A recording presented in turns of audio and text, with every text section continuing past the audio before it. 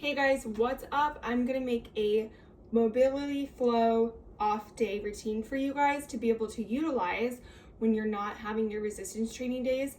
It's so important for your body to recover on your off days. This is where we build muscle, and so is our recovery days. So it's a 5-minute mobility routine, under 5 minutes for you guys to do at home or the gym. But for you to just relax those muscles, get some deep stretches in so that you can recover and be fully prepared for your next workout.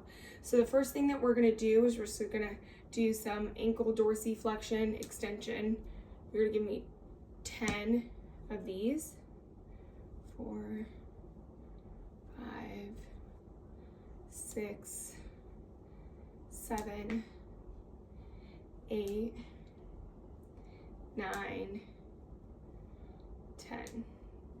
We're gonna go ahead and we're gonna find ourselves on the ground and you're gonna give me cat-cows. Now what we're gonna really focus on is the spine and the pelvis. So all we're gonna do here is we're just gonna keep it very minimal.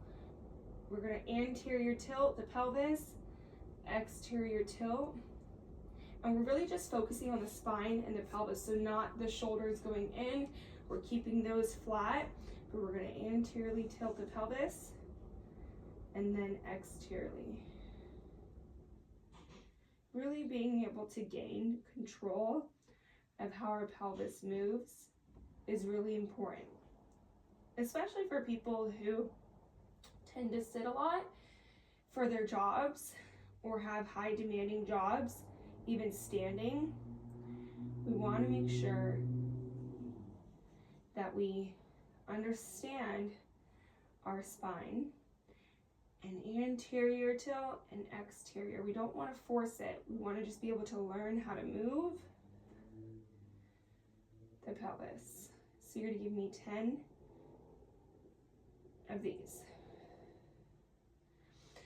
Okay, good. The next thing that we're going to do is we're going to come here. I'm going to face forward and we're going to do a hip flexor stretch. So we're going to put the right foot here and the left leg back. Actually, we're just gonna do like a deep hip flexor, adductor, hamstring stretch here. We call this the elevated pigeon pose. And you're gonna spend about 1 minute per side doing the elevated pigeon pose. And you're gonna feel your hips opening up, your hamstrings, all the good stuff. And if you want it to be more challenging, you can drop the arms to go deeper, and you're gonna feel this through your lower back too. My hips are currently pretty tight, so I'm just gonna stay here for modified version. So 1 minute per side. You can sit in it longer as well if you need to. If you find yourself really tight and you need some extra love and support, you could spend 1 to 2 minutes per side. Again, you could bring your arms down for a deeper stretch in the groin, hips, hamstring, and also lower back. The next thing we're gonna do, this is called the world's greatest stretch. So it's almost the same thing. You're gonna put your leg here in front, okay? And with your outside arm, you're gonna keep that there. The inside arm, you're gonna twist up, opening up the chest, rotating the spine, and then we're gonna come down, and then we're gonna go through, and we're gonna go up, rotating the spine, opening up the chest, down, rotating through. And you're gonna give me 5 reps per side. 3, up, looking up to the ceiling, rotate. 4, good. And 5. So we're gonna do 5 per side. The next thing that we're gonna do to really open up the hips, you're gonna grab onto a bench if you have one at home or at the gym, or a table, wherever you're at that you could have something to support you. And we're gonna do this, it's called hip airplanes. So with one leg staying on the ground, the opposite leg, you're gonna open up the hips and then keep that core engaged. We don't want to really arch our back. And then rotate in.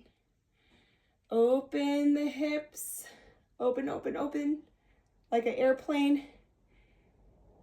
And back down. Opening the airplane wing. Open, open, open, open. Rotate. You're gonna feel these in the hips, then even maybe the glute med. And then back around. You're gonna spend about a minute or do 10 reps per side. We don't want the rib cage to flare. We want to be controlled in neutral position with the core. Open, open, open. Back down. Open, open, open, open, open.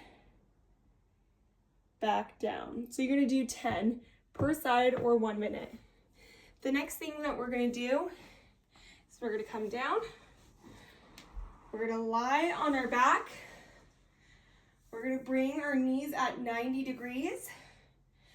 One leg is gonna go over the knee, and then we're gonna wrap our hands behind, underneath the knee and on the hamstring, and we're gonna pull in. Let me turn to the side so you can see this better. Clasping our fingers together, and we're gonna pull in. This is one of my favorite exercises. I could feel my glutes stretching. I could feel it in my lower back. And you're not gonna pull aggressively. We don't want anything to happen too aggressive, but gently, as the seconds pass, you're gonna pull in to get that stretch a bit deeper. And you can hold here, close your eyes, just take some deep breaths.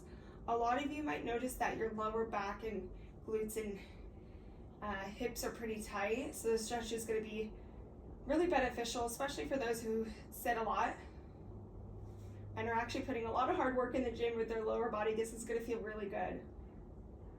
And we're going to hold here for 1 to 2 minutes.